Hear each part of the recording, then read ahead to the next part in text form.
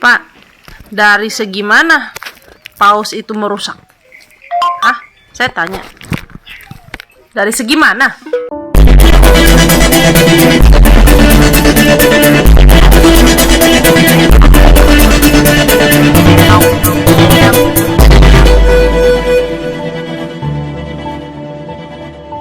Saudara-saudaraku, dimanapun Anda berada yang terkasih di dalam Tuhan kita Yesus Kristus, selamat datang di channel Noverina Solihin. Sekiranya channel ini bisa memberkati Anda semua dengan video-video edukasi, apologetika, dan penginjilan yang ditujukan untuk membangun iman kita sebagai orang-orang percaya dan juga memberikan pengetahuan Alkitabiah tentang firman Tuhan yang boleh kita pakai untuk mempertanggungjawabkan iman kita kepada setiap orang yang memintanya, seperti yang diperintahkan oleh Alkitab. Mohon jangan Anda skip videonya, tontonlah video ini dari awal sampai selesai supaya Anda mendapatkan informasi yang utuh tentang kebenaran yang disampaikan di dalam video ini. Teman-teman, Anda boleh memberkati channel ini dengan cara like, subscribe, dan Anda share link dari video ini ke semua orang yang Anda anggap harus juga mendengarkan kebenaran firman Tuhan ini. Dan mereka boleh terberkati, mereka boleh mengenal kebenaran, dan mereka boleh bertobat menerima Yesus Kristus sebagai Tuhan dan Juru Selamat mereka. Ya, jangan skip videonya.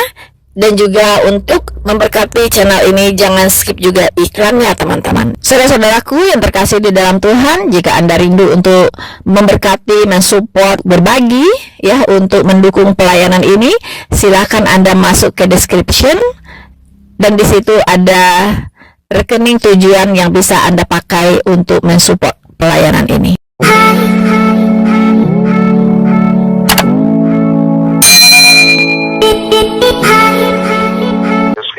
Untuk paus yang mau bicara di hadapan kita di Istiqlal itu harus diblok, dan yang paling bagus sebetulnya paus itu diminta atau segera dideportasi untuk segera pulang, karena Anda tidak cocok untuk menimbulkan kerukunan. Justru kedatangan Anda menimbulkan keresahan kepada para tokoh-tokoh Islam. Bersikap dong, nyatakan pernyataan-pernyataan yang sifatnya penolakan yang kolektif, sehingga kita nyatakan bahwa misa tersebut boleh dilakukan tapi tertutup saja, tidak usah disebarluaskan, cukup kebutuhan Anda saja.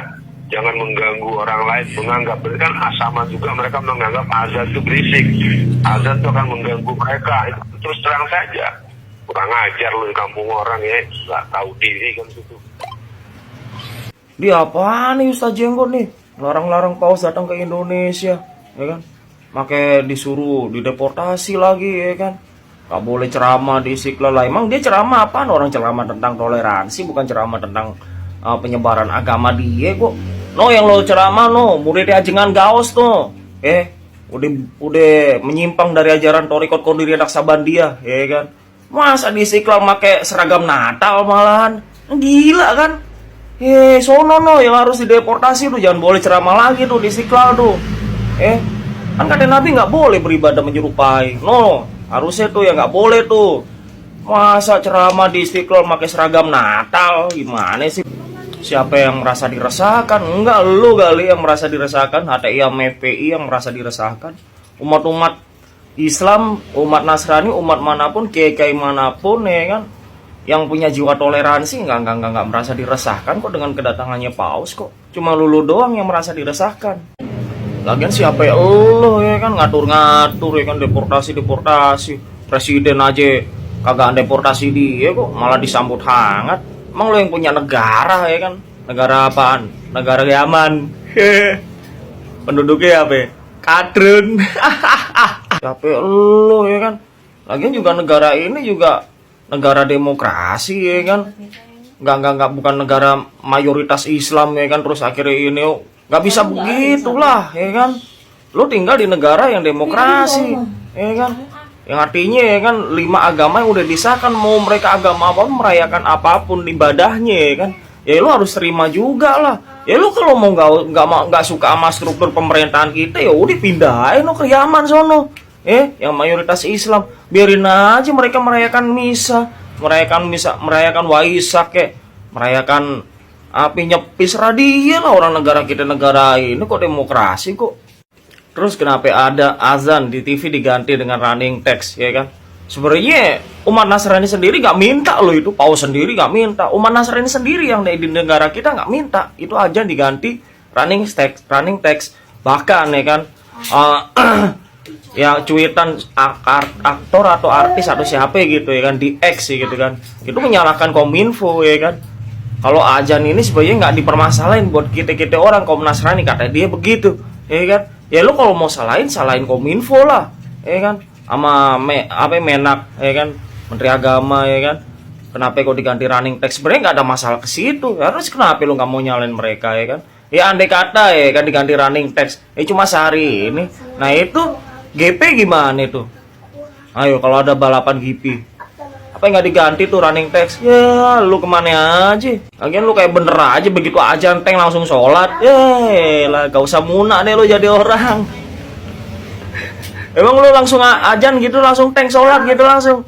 Taruhan sama gue lo. Nah, jarang yang kayak gitu. Jangan sembarangan ngatain paus kurang ajar, nggak tahu diri di kampung orang, harus ngikutin tuan rumah. Lu, ya kan? Ya lu justru yang nggak tahu diri, yang kurang ajar di negeri ini, ya kan? Kenapa gue bilang kurang ajar lu, ya kan? Udah tahu di negeri ini nggak cuma satu agama doang, nggak cuma Islam doang. Gue sendiri yang pribadi Islam aja nggak mau digituin gue. Ya kan negara ini, ya kan? Gue bela mati-matian. 5 agama harus tetap berdiri di negeri ini. Itu aja, ya kan? Kita nggak boleh egois dengan agama kita. Karena itu kenapa? Lu kalau egois dengan agama lu berarti sama aja ngejelekin Nabi lu sendiri. Rasulullah Shallallahu Alaihi Wasallam itu. Luar biasa. Bagi pemuda-pemudi anak bangsa, janganlah nurut yang sensitif hatinya ya. Kalau kita berdoa buat mereka seperti Rijek, seperti Yusuf Kala, seperti Alpian itu, mereka pantasnya ke Gaza. Kalau ke Indonesia mereka nggak cocok. Mereka seumur hidup menderita. Karena apa? Orang semakin berkembang, anak-anak bangsa semakin berkembang, mau bersatu, mau belajar, mau menikmati Bhinneka Tunggal Ika, ya. Jadi para orang-orang radikal ini itulah sifat mereka.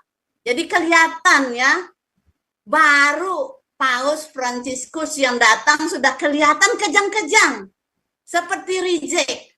Kalau Bapak itu ke gua, silakanlah ke gua. Kalau kamu ke NKRI berideologi Pancasila, berbineka tunggal ika, kamu tidak bisa melarang orang. Karena itu dari hati mereka sendiri. Karena melihat tingkah lakumu buruk, busuk. Kebencianmu seperti apa ya? Orang yang sudah dibasmi itu. Itulah dia, kamu tidak cocok tinggal di Indonesia, angkat kaki aja ke Gaza sana. Baik JK, baik Alpian, angkat kaki. Rakyat Indonesia dari Sabang sampai Merauke sangat menginginkan kedamaian di Indonesia. Kamu yang segelintir itu, apabila rakyat melawan kamu, kamu akan tenggelam. Kamu tidak akan hidup tenang di Indonesia. Bukan orang-orang Indonesia yang nasionalis, yang toleran, bukan membiarkan kamu begitu saja ya. Awas kamu kalau tinggal di Indonesia, kalau kamu radikal, kamu tidak akan tenang hidupmu. Banyak orang yang mendoain kamu agar kamu dijamah oleh Tuhan Yesus hatimu. Suatu saat nanti kamu akan bertekuk lutut di hadapan Tuhan Yesus. Kamu akan jamah nanti suatu saat nanti. Tetapi kalau kamu tidak mau bertobat, tidak mau tunduk kepada NKRI berideologi Pancasila, berbineka tunggal ika, kamu adalah orang-orang yang sakit hati seumur hidupmu. Alpian, Rijek, Yusuf Kala, siapa lagi itu kumpulannya? Kalian itu adalah orang-orang penjahat yang tidak tahu kebenaran, semata ujaran kebencian melulu. Tapi orang-orang Indonesia sudah banyak yang mau cinta kedamaian. Seperti yang kita lihat di pertemuan Paus Fransiskus. Mata dunia sudah melihat, menonton. Segelintir kalian yang radikal itu tidak dihormati oleh orang. Kalian jangan membawa radikal di Indonesia. Kalian tidak akan tenang hidup kalian. Kebencian kalian dibawa sampai mati kalau nggak bertobat. Suatu saat nanti Tuhan akan menjamah hatimu yang jahat itu. Hati-hati, ya, Alfian, Rizek, Yusuf Kala, hati-hati kalian dan anak cucumu ya. Itu bukan ke kamu saja, kalian sudah tua. Nanti anak cucumu yang sengsara nanti. Menurut Bu Alfian, apakah mungkin kedatangan Paus ini ke Indonesia untuk menjaga, memaintain, atau memperkuat proses kristenisasi di Indonesia, Bu Alfian? Pasti. Jadi begini ya Pak, Paus Fransiskus itu merupakan pemimpin umat Katolik tertinggi di dunia, secara khusus Roma Katolik. Jadi nggak salah dong kalau beliau datang ke Indonesia ini untuk mengunjungi ya umatnya, orang Katolik yang ada di Indonesia ini. Emang cuma Bapak aja yang ada di negara ini? Kan enggak gitu loh. Dan karena Bapak Suci itu bertahtanya di Vatikan, dan Vatikan itu merupakan suatu negara dan punya hubungan diplomatik dengan Indonesia, ya dalam kesempatan yang sama Paus Fransiskus mau mempelajari budaya Indonesia dan toleransi di dalam keberagamannya. Makanya Paus Fransiskus temanya datang ke Indonesia menyerukan perdamaian dan mengunjungi masjidnya Bapak sendiri, Istiqlal. Tapi Anda sendiri memahaminya berbeda, malah larinya ke kristenisasi. Kalaupun Anda menganggap itu sebagai kristenisasi, apakah kristenisasi itu melanggar standar moral atau etika yang berlaku di Republik ini? Kan enggak. Atau mungkin melanggar hukum yang berlaku di negara ini? Enggak juga. Lalu kenapa Anda seperti merasa dirugikan dengan kedatangannya?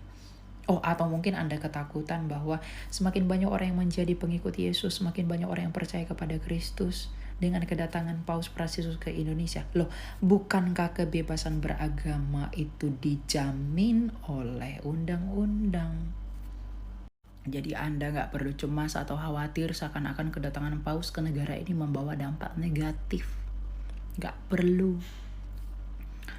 Ya, fokuslah berbuah lebat dan perbaiki hidupmu agar orang-orang melihat kemuliaan Tuhanmu ada di dalam dirimu. Lihat tuh Paus Fransiskus.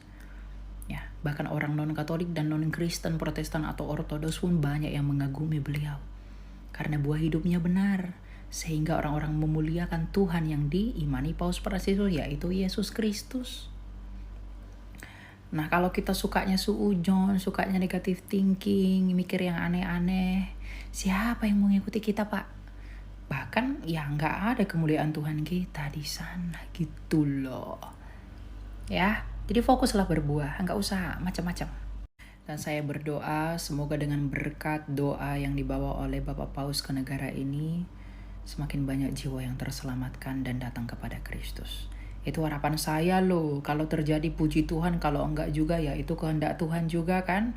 Tapi minimal saya enggak mikir-mikir yang aneh-aneh gitu. Salam toleransi. Sakitnya, perihnya, ayo gimana? Melihat kau Stop bercandain Paus Fransiskus. Sakit dan sedih banget lihat beberapa komentar. Meski Paus juga gak peduli sih sama ketikan kalian. Tapi apa susahnya nunjukin keberagaman. Saya Muslim.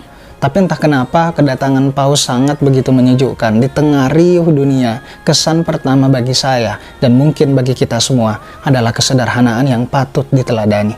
Kedatangannya yang tanpa jet pribadi. Padahal seorang pemimpin tinggi, pengawalan yang be aja. Salfok banget ngelihat Paus duduk di samping sopir, dan lebih memilih menginap di kedutaan.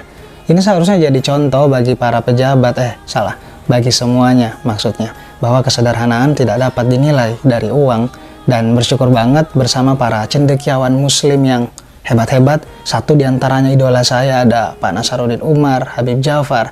Saya bocil ini yang termasuk diminta untuk menulis sambutan kedatangan Paus Fransiskus ke Indonesia yang diinisiasi Harapan Pemuda Indonesia, yang akan diserahkan langsung ke Paus. Mungkin saya satu-satunya Gen Z yang menulis, tapi tidak mengecilkan pikiran saya. Saya menulis tentang fenomena sosial yang membentuk generasi muda di Indonesia, penerimaannya terhadap dakwah, dan keringnya sisi spiritualitas berimbas kepada rentannya depresi. Dan bukan emas, kita jadi generasi cemas. Selamat datang Bapak, terima kasih atas keteladanannya. Sebarkan pesan kedamaian ini agar kita selalu dikenal sebagai tuan rumah yang baik. Debat tetap pakai adab. Secara langsung kita melihat bagaimana seorang paus dia memakai jam tangan yang harganya hanya sekitar 100 ribuan rupiah.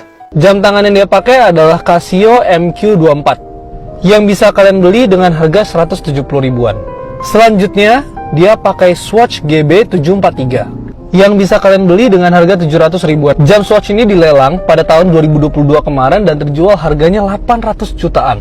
Dan uang lelang tadi digunakan untuk membiayai beasiswa anak-anak sekolah di US. Paus Fransiskus itu terkenal sekali dengan kesederhanaannya. Dia pernah dikasih Lamborghini Huracan sama kepala eksekutif Lamborghini. Dia tolak dan mobilnya itu dilelang juga seharga 6,6 miliar. Dan semua uang itu didonasikan untuk badan amal. Dan dia memakai kendaraan yang biasa saja. Dia tidak tidur di hotel yang mewah. Dan dia datang ke sini menaiki pesawat komersil, bukan jet pribadi yang harganya miliaran. Pak, dari segi mana Paus itu merusak? Saya tanya. Dari segi mana? Sampai dibilang tidak perlu disiarkan di TV segala macam. Negara Muslim Bapak bilang, hey, Indonesia itu sudah mengakui 6 agama. Ya. Kristen, Katolik, Hindu, Buddha, Konghucu, dan Islam. Sejak kapan negara Indonesia menjadi negara Muslim? Bapak yang merusak Pancasila. Bapak yang merusak Bhinneka Tunggal Ika. Dan Bapak juga merusak yang namanya Lakum Dinukum Waliyadin. Ya. Paus datang ke Indonesia dengan niat baik, tidak merusak sama sekali. Dia datang dengan kondusif kok. Tidak ada dia provokasi. Ya. Jadi dari segi mananya, Pak, kalau Bapak bilang Paus itu datang ke sini untuk merusak? Justru Bapak yang merusak. Justru Bapak yang menjadi provokator. Ya. Masih banyak di luar sana Islam yang waras nggak kayak Bapak. Kita melihat satu fenomena yang kurang elok ya, ketika beberapa orang ya dari Islam garis keras mencoba untuk bikin rusuh teman-teman ya, bikin rusuh dengan memberikan wacana-wacana atau statement-statement atau narasi-narasi yang memalukan sebenarnya untuk Indonesia. Mulai dari statement-statement, narasi-narasi yang tidak bersahabat, yang syarat dengan kebencian yang disembur-semburkan oleh ustadz-ustadz radikal, sampai kepada ditangkapnya atau diciduknya 7 teroris ya oleh Densus 88. Dia menyebarkan teror lewat media sosial teman-teman ya, dan itu sangat memalukan.